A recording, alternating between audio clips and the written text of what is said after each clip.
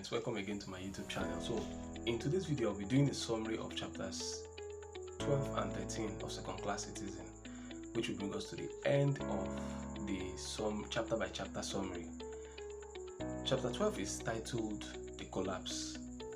The narrator tells us that Ada's colleague Bill becomes a very close friend of Ada at Chalk Farm Library. Bill, a Canadian, encourages Ada to read. So Ada begins to read. As the passion for reading increases, Ada begins to realize that she has the ability to write a story that she can write. Meanwhile, at home, Pa Noble, the landlord of the property where she and Francis rented, has given them a notice to quit, and this is largely due to the fact that Francis is always beating Ada, and he as the landlord has always had to come to intervene. And of course, on every occasion Francis had to beat Ada. Ada had always sustained different levels of injury. So Pa Noble has given Francis and Ada a notice to quit letter. Meanwhile, the women also living, other tenants, female tenants living on that same property, has written an open letter to Ada. They post the letter to Ada's workplace, an open letter without sealing it, by implication making it possible for any of Ada's colleagues to read through the letter. In the content of the letter is that Ada should restrain her husband from coming after them, from making advances at them. Ada feels that, okay, not that Ada feels. Additionally, the narrator tells us that Ada becomes pregnant again for their fourth child. She doesn't want to have this pregnancy because she's just 20 and she already has 3 children. So she goes to the hospital, to the Indian doctor, who gives her a white pill.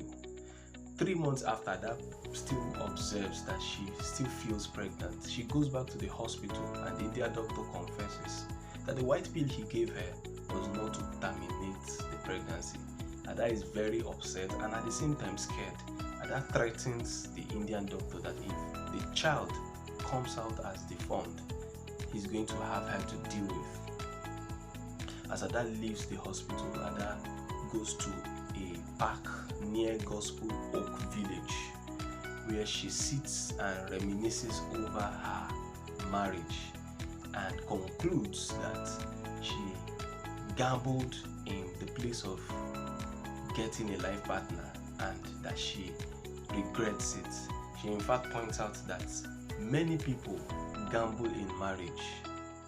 Only a few are lucky to, not to have, only if you are lucky, but she falls under the category of the many who are usually unlucky when they gamble in finding a life partner. As she is there, reminiscing over past events in her life, in her marriage and other things like that, somebody taps her. The tap startles her. The person who is identified as the character who is identified as Mr. Okwara, without asking Ada what the problem is, in a chauvinistic manner tells Ada to lead him to her house so that he can beg her husband to take her in back. He says this without recourse to the fact that even if he is correct, without asking Ada that she has a marriage or family issue, that it is also possible that the husband may be the one who is the problem. That is what is called male chauvinism. So Ada leads him to the house. He speaks with Francis, encourages Francis to go out there and work like other men and feed and cater for his family. But Francis continues to be Francis. Ada picks herself up, and decides that this time around, whatever money she makes is for herself and her children. And this is largely due to the fact that she is going to be having a fourth child, and Francis is not helping out financially. So she makes up her mind not to give Francis her money anymore. She stops feeding Francis and insists that Francis go out there and work like other men and come back and feed the family. Francis raises hell. Francis threatens her. Francis says he's going to tell everyone that she has refused to feed him. If you ask me, that's ridiculous, given the fact that he's not even incapacitated. Alright, so Ada prepares herself for the birth of her fourth child, and the child comes in a grand style. And by the way, when of course Francis observes that Ada will not feed him, he goes out there to get a job as a clerical officer. Ada, on the other hand, begins to write a story which she titles The Bride Price. Alright, so in chapter 13, which is titled The Ditch Pool, that's the last chapter of Second Class Citizen, Ada tells Francis that he has to keep working because they now have 4 children and there is no way she can leave them and go out there to work for now, because all of them are all under 3 years. All 4 children are all under 3 years old, so he has to work. Francis is not happy with the fact that he has to work, so he reluctantly continues to work, deliberately going to work late, probably because he wants to be sacked, so that will be an excuse for him to sit at home, and maybe that will force Ada to go out there to work. So Francis continues to work, but grudgingly. Francis would give Ada only £2 to feed the family, and that £2, when Ada utilizes it to buy things, is only enough to feed Francis. Ada continues to use a pension money, superannuation money, pension money, to feed herself and her children. Also recall that I said that Ada begins to write a story which she titles The Bride Price. So Ada finishes the manuscript, shows it to her former colleagues at Chalk Farm Library, because by this time in chapter 13 she has stopped working to take care of the children. So she shows it to Peggy, shows it to Bill and others, and they like the story. Bill and Peggy in particular tells Ada to consider publishing the story. Ada decides to show the manuscript to Francis. Francis refuses to read it.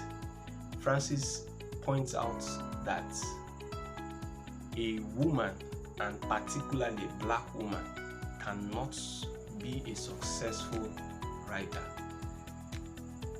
Ada points out that Flora Nwapa is a successful writer as of that time, post-colonial Nigeria. But he didn't say anything about that. So on one occasion when Ada steps out to the grocery shop to shop for the family, Francis reads through the manuscript and burns it.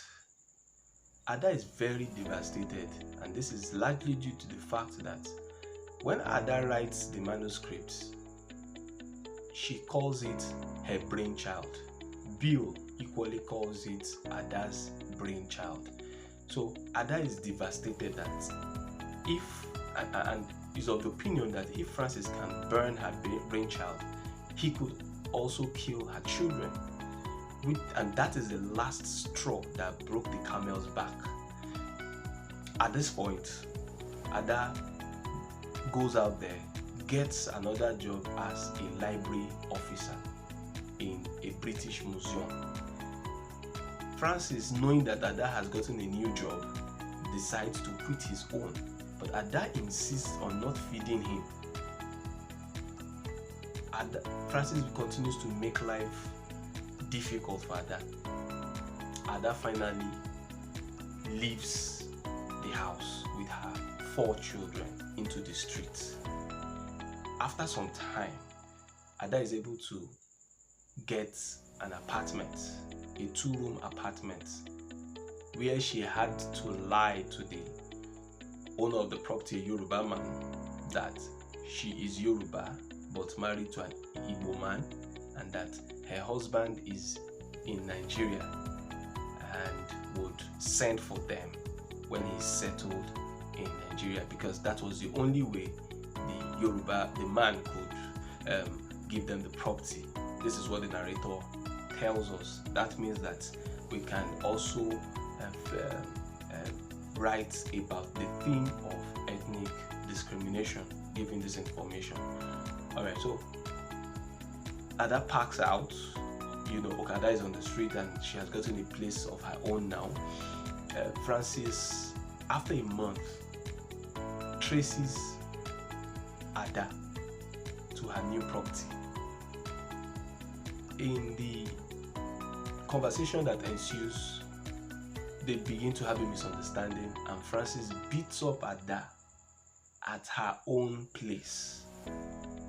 She sustains a high level of degree of bruises, and this is coupled with the fact that here in chapter 13, Ada is pregnant again for their 5th child.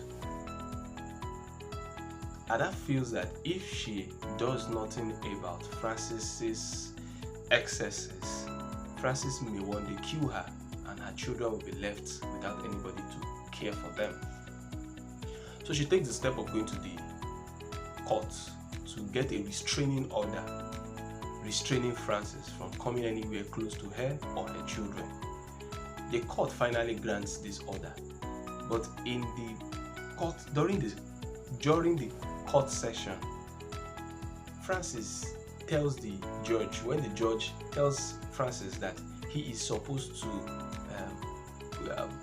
provide some amount of money for the upkeep of the children, Francis tells the judge that he was never married to Ada.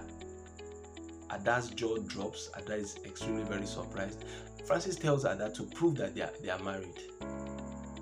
But Ada is unable to prove this because they don't even have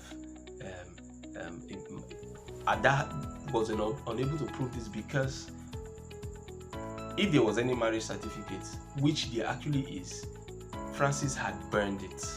So there was no way to prove that they were ever married. This way, Francis exonerates and removes himself from taking responsibility for the children. The court gives the restraining order and Ada walks out of the court finally free from Francis's excesses. That brings us to the end of the summary. So I will be asking a couple of questions now, and I will answer them as well. So let's quickly consider this question. The character other than Francis who made a male chauvinistic, or who exhibited a male chauvinistic behavior, was who? That's Mr. Okwara. What did Ada call her first manuscript? Ada called her first manuscript her brain child.